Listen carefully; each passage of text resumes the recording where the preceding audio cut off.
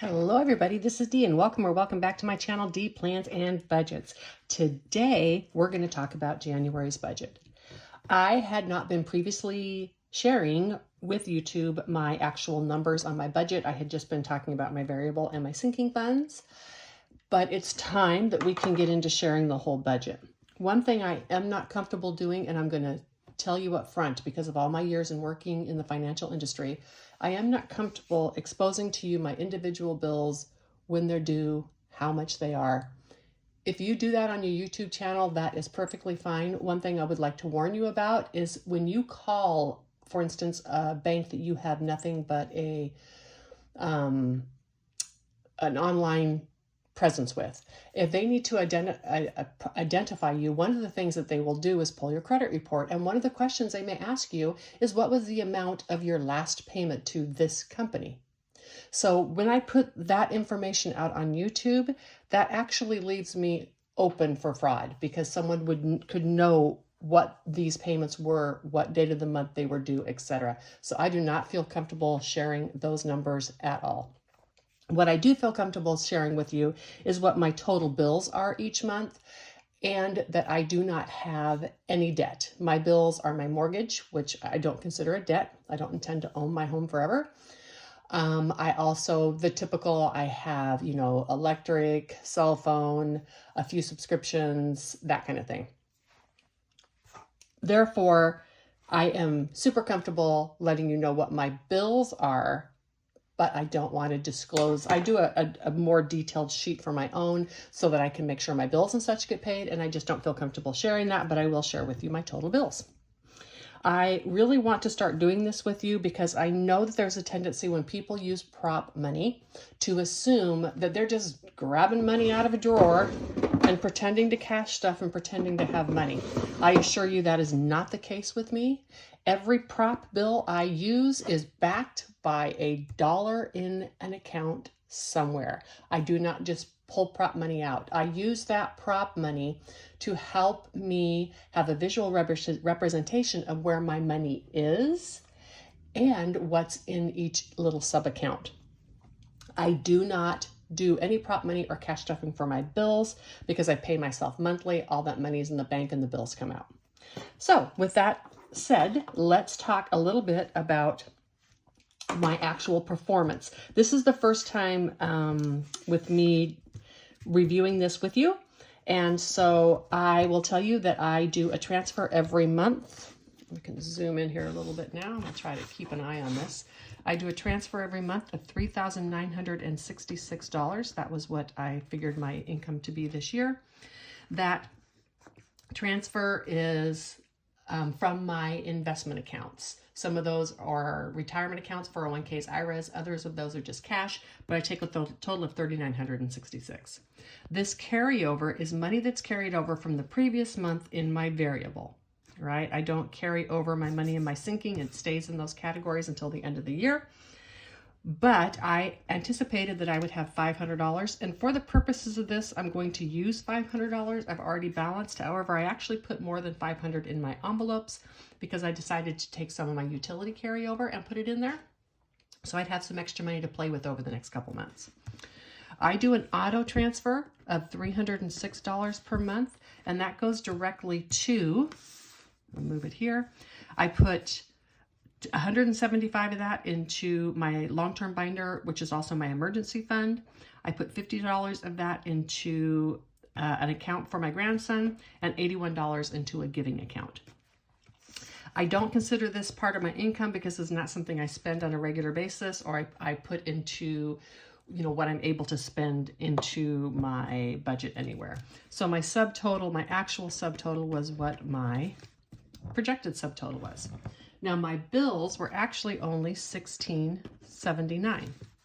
So I take my $47.72, minus my $16.79, and that left me with $3,093. Now for these purposes, while I'm writing this down, I am going to just share with you, and I've had kind of a realization lately. I've been really stringent about sticking to the same budget each month and stuffing just the same things every month because I want to make sure I don't give myself permission to go over budget. However, excuse me, what I'm learning is with what's going on right now with inflation numbers and all that type of thing, I may have to change some of these around a little bit. For instance, right now, I'm not doing my spending. I'm not yet going out with people and friends. I'll disclose those reasons in a little while.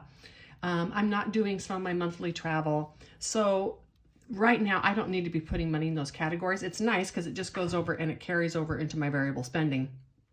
But I could stuff more into my food if I needed to.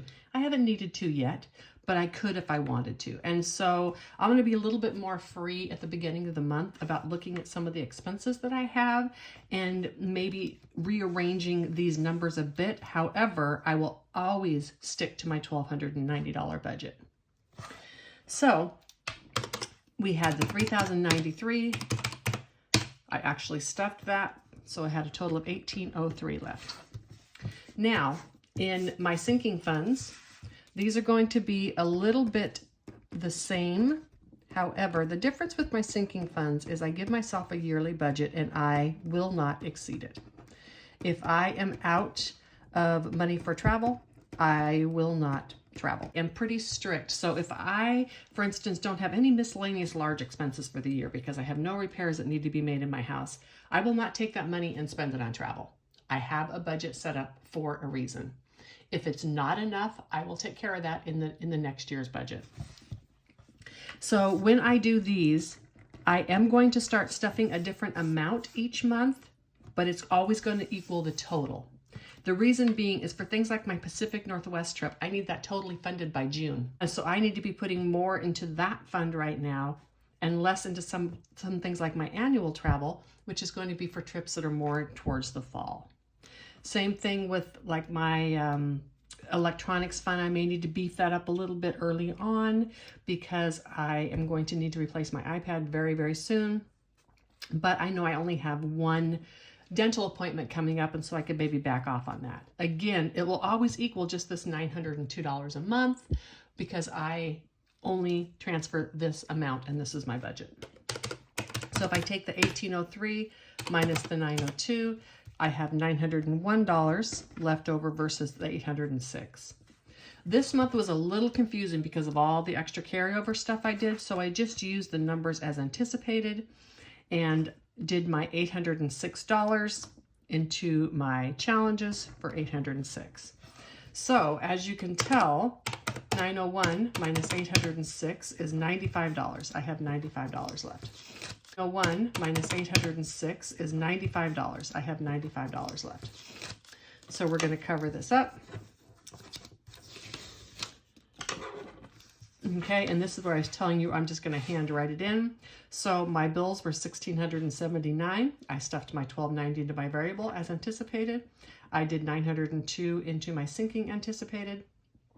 And I put $806 total. I'm sorry, I put, well, $806 into my binders, but that binder is also, that's my emergency fund, etc., for a total of $3,957. My bills, the reason my bills were lower than anticipated is because I project my utilities high to give myself a buffer. That carryover buffer was $90. So when I take that out, my difference is $5, and I will carry over that $5 into next month.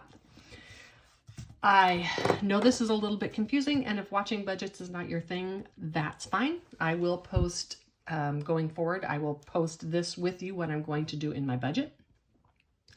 And please feel free, of course, to ask any questions and comments. I am really transparent, super happy about sharing these numbers with you. I am really fortunate enough to have a decent budget going into retirement, which is why I wanted to share some of these videos or these numbers with you. While I am fortunate enough to have a decent income, I don't have a lot.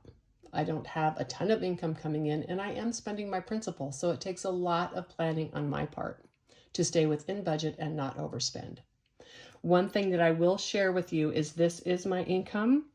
I do plan or have a goal at the end of the year to have at least 10% of my total income that is transferred at the end of the year into my savings, right? So that's extra money from these binders, because as these binders get stuffed, they get transferred over into my long-term and in my sinking funds.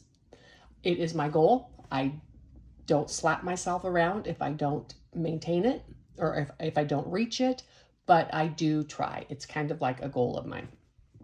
Anyhow, I hope that this has been something you have enjoyed watching me do today.